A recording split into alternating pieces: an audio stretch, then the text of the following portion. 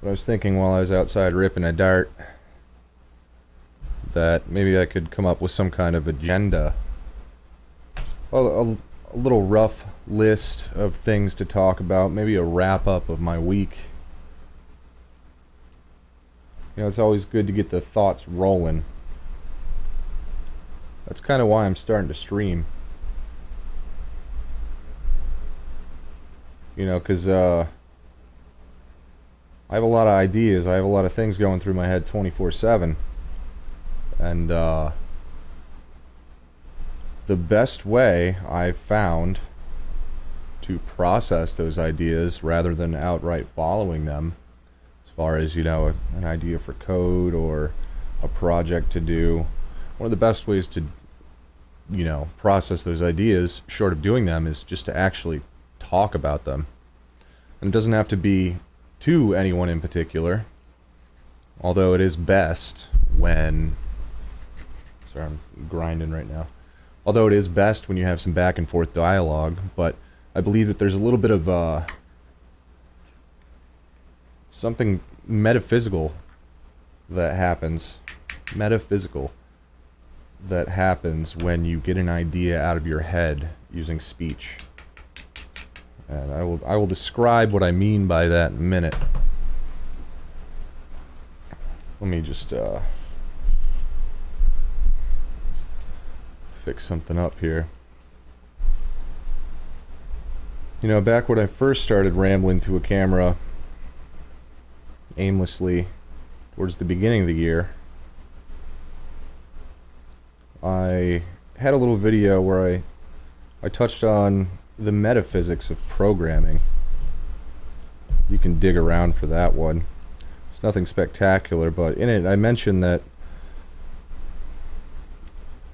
saying something out loud, an idea at least, even if to no one, is a way to kind of separate it from yourself.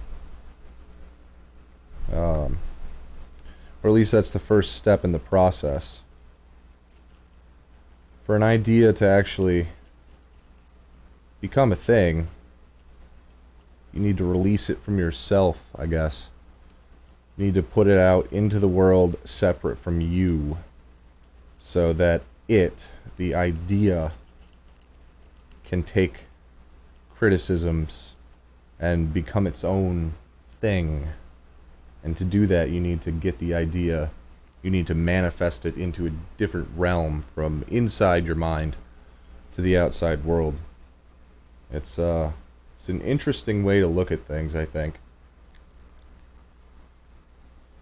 Sort of this, you're seeing a New Age resurgence right now of a lot of Hermetic and Kabbalistic ideas. One phrase that I see, it's an old Hermetic phrase, and I see that coming into the popular, what is the term, the zeitgeist, and that is as above, so below. I'm seeing that everywhere, and all these little fucking mom blog memes, yoga mom blog memes about like crystals and clarity, and Christina's crystal corner. See all these as above, so below memes, which it's nice that that phrase is, you know, starting to enter the public consciousness again, but I don't think a lot of people understand what it really means. And that's not to say I understand what it means, but I think admittance of that, it's deep. It describes a lot of duality. A lot of duality between, is that the word? A lot of duality between the internal and the external. You know, your thoughts and the physical world, or yourself and your place in the world, or your community and its place in the cosmos, and all sorts of things like that. I think that's part of what is meant by as above, so below. And I think it points to oof, man, it's difficult to describe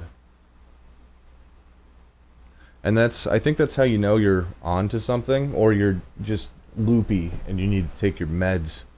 Um, is when you know a thing better than you can describe it. You understand it with your being rather than with the language you use to describe your experience. Because there's no true way to describe your experience in an objective manner, because it's your experience. I'm going to slow down on that thought train because I don't want to say anything that's not well thought out. But it's an interesting thing to think about.